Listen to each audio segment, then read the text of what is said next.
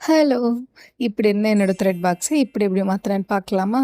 2 இயர்ஸ்க்கு மேல நான் ஆரி ஒர்க்கே போடல.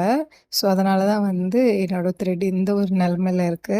வாங்க அத கிளீன் பண்ணலாம். அதுக்கு ஃபர்ஸ்ட்டு வந்து டேப் வந்து கட் பண்ணிக்கணும். குட்டி குட்டியா கட் பண்ணி வச்சுக்கோங்க. நெறைய டேப் கட் பண்ணிக்கோங்க. உங்ககிட்ட எவ்வளோ த்ரெட் இருக்குன்னு நெனைக்கிறீங்களோ, அத்தன தடவ டேப்ப கட் பண்ணி முன்னாடியே வச்சுக்கோங்க.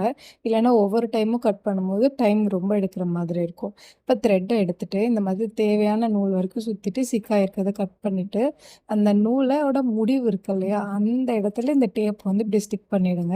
அவ்வளோதான். இதுக்கப்புறம் நூல் பிரிஞ்சு வராது, சிக்கும் ஆகாது. இதே மாதிரியே எல்லா நூலுக்குமே ட்ரை பண்ணுங்க. ஓகேவா? ஆ எனக்கு வந்து ஜென்ரலா இந்த மாரி கிளீன் பண்ணும்போது வந்து கொஞ்சம் மைண்ட் வந்து ரிஃப்ரெஷ்ஷா இருக்கும். இந்த வீடியோ வந்து எனக்கு பார்க்கும்போதே பயங்கர சாட்டிஸ்ஃபையிங்கா இருந்துச்சு. இவ்ளோ நூல் வந்து எனக்கு வேஸ்ட் ஆகியிருக்கு. ஸோ, இதுக்கப்புறம் வந்து எல்லா நூலுமே டேப் பண்ணிட்டோம்னா, எந்த நூலுமே வேஸ்ட் ஆகாது. இப்போ வந்து இத வந்து பாக்ஸ்ல அரேஞ்ச் பண்ணிக்கலாம். இத அரேஞ்ச் பண்றது இது பார்க்கவே ரொம்ப சாட்டிஸ்ஃபையிங்கா இருந்துச்சு எனக்கு. ஸோ, இந்த மாதிரி வந்து இன்னும் வேற ஏதாச்சும் உங்களுக்கு டிப்ஸ் அண்ட் ட்ரிக்ஸ் வேணும் அப்டின்னா எனக்கு கமெண்ட் பண்ணுங்க. நான் இத முடிக்கிறதுக்குள்ளே என்னோட குண்டூசியுமே சிக்க ஆரம்பிச்சு. அதையும் ஃபுல்லா ரிமூவ் பண்ணி அதையும் கிளீன் பண்ணிட்டேன். பாய்.